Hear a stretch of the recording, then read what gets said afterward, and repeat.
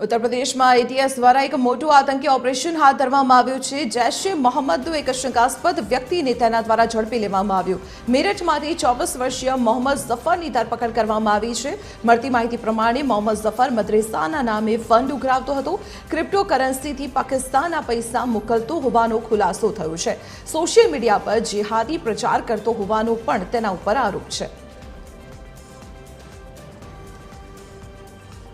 ત્યારે સંવાદદાતા યોગેશ ધારૈયા અત્યારે ફોન લાઈન પર જોડાયેલા છે। યોગેશ, જે પ્રકારની જાણકારી સામે આવી રહી છે, ઉત્તર પ્રદેશમાં એટીએસે એક મોટા આતંકી ઓપરેશન અંતર્ગત એક વ્યક્તિની ધરપકડ કરી છે। શું વધુ વિગતો મળી રહી છે? કયા પ્રકારની સંડોવણી તેની જોવા મળી છે આતંકી પ્રવૃત્તિઓમાં?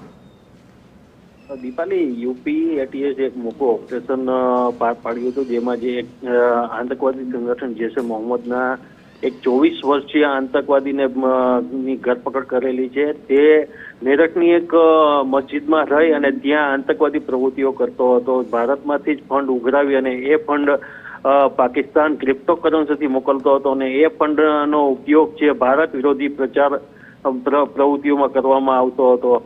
તેમની ધરપકડ કરી અને વધુ કાર્યવાહી અને વધુ વિગતો મેળવવાની કાર્યવાહી ચાલુ કરી છે। જી દીપાલી। જી યોગેશ, આભાર માહિતી આપવા બદલ। તો જે શખ્સની ધરપકડ કરવામાં આવી છે તે શખ્સ આતંકી પ્રવૃત્તિઓ માટે ફંડ એકત્રિત કરતો હતો અને સોશિયલ મીડિયા મારફતે જિહાદી પ્રચાર કરતો હોવાનો તેના ઉપર આરોપ છે। આખરે એટીએસ દ્વારા એક ઓપરેશન અંતર્ગત તેને ઝડપી લેવાયો છે।